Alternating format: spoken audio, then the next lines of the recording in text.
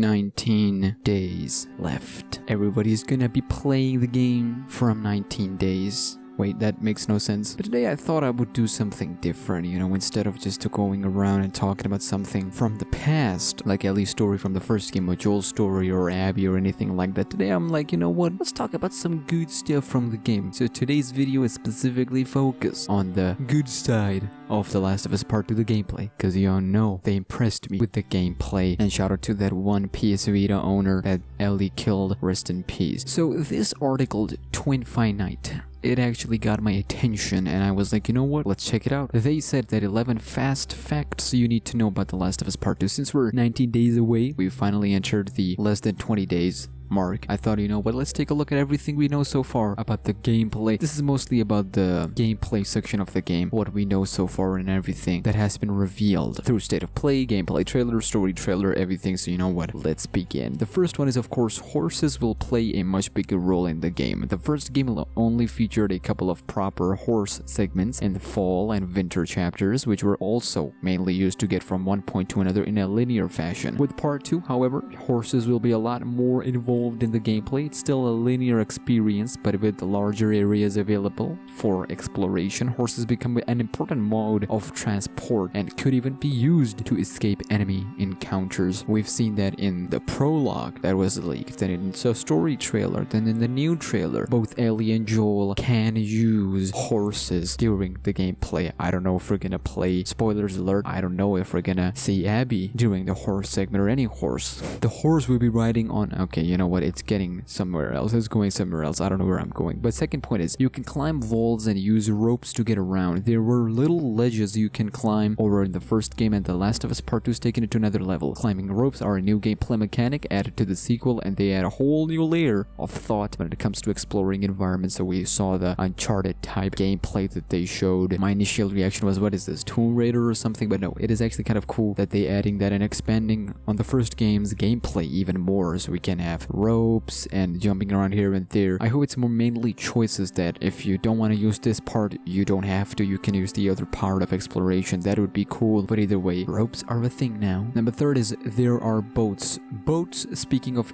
traversal, rowboats will also be available as a mode of transportation at certain points in the game. So inside the details, or I think state of play, they mentioned how there are some parts so big and so large that you need a boat to pass through that. And we also seen in the leaks that when Ellie was going there to hunt Abby's group, again spoilers alert, she used boat because there are some passages and ways to progress the story, but they absolutely need boats. So boats are an important part of the game, which I kind of like. I really like the boats addition. I just hope they don't overdo it too much, because you're just kind of sitting there doing nothing, just hiding, maybe shooting a shot or something, but you know, it is what it is. Number 4, the game will feature seasons again. While it is not clear what the time of the sequel is, the latest state of play stream did suggest that we would go through fall and winter in different locales. I don't have to say much about this other than, of course, we need time jumps in games to progress the story, because it is a complex story, it is a more broad, it's connecting the previous game as well, so you need seasons like that. Anyways, most of the game takes place in Seattle. While Ellie's journey starts in Jackson, where Tommy's community is, you'll spend a lot of time in Seattle and the Pacific Northwest. I wonder why. Wink wink. No, seriously. We have Seattle, Jackson, and Santa Barbara. These places are crucial for the story, of course. Most of the time will be spent hunting Abby, and since Tommy got kidnapped and they got Joel as well, so after that you're gonna spend most of the time there anyway, so that makes more sense. Number 5, you can pit enemies against each other. Somewhat surprisingly, the first game didn't really feature any scenarios like this one, but The Last of Us Part 2 will put you in situations where you have to handle both the infected and human enemies. Instead of going up against both factions, you can use distraction to get them to attack each other. So you can use enemies to attack each other, you can use infected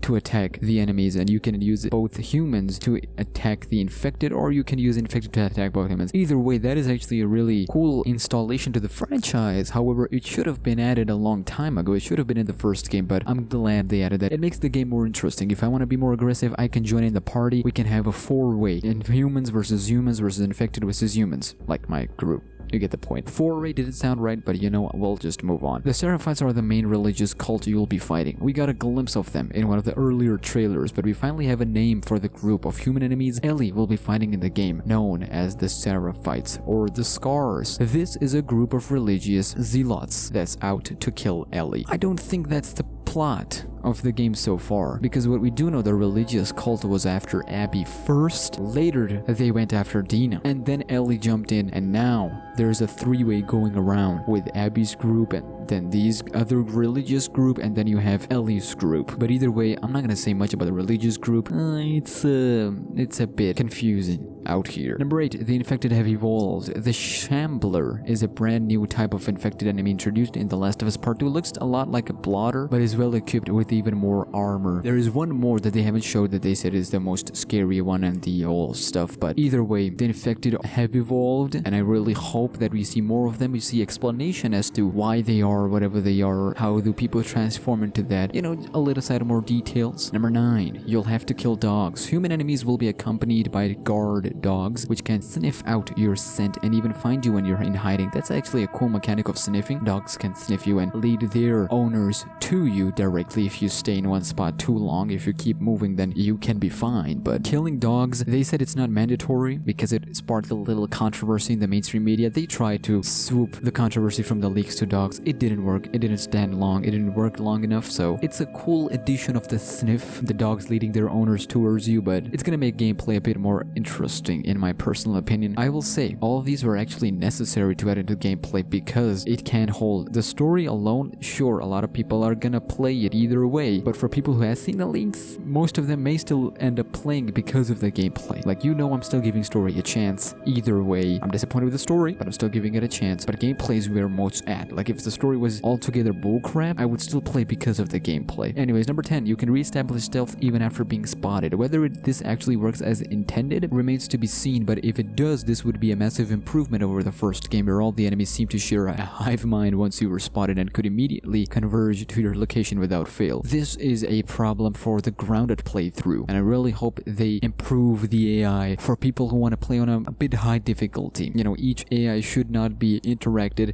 until they like see each other from distance, either shooting someone or attacking us, or they are themselves shot or they are themselves dead. But this is a really interesting AI is going to be really interesting, and it's going to be the most important and crucial factor in the gameplay. It's going to be either yay altogether or nay altogether. But number 11, and finally, weapon upgrades are more detailed now. You can craft suppressors. Whenever you add an upgrade or enhancement to your weapon, it will be visible in game. Not only that, you can now craft suppressors to fire off silenced shots. However, suppressors only last 3 shots as seen from the UI in the State of Play stream. Weapon upgrades animations is by far the best one I've seen in any game at all, so that's an up for them. Secondly, the silencer, that's actually a good addition. Personally, I will go for the aggressive and stealth together. I will try with stealth, lower the count, and go for aggressive because I like aggressive and stealth both together. Let me know how will you play. But these were the 11 known facts about The Last of Us Part 2 gameplay. We have a character choices system that plays into the gameplay. We have so many cool stuff to look forward to in terms of gameplay. Either way, it's a must-have game, and if you are a fan of gameplay games, it's a must-have. But if you're a fan of story only, I don't know about that one. We'll see how it goes. I'll be personally here doing a live stream. I will either react to it if I don't get my copy early, because, you know, early, when I say early, I mean on the day it drops, of course, because I am getting the physical copy. If I don't get it early, if I don't get it on time, I will probably just react to other playing it, or I will just play it myself and upload a bit later. Anyways, that was The Last of Us Part 2. 19 days left. We're gonna continue the countdown series every single day.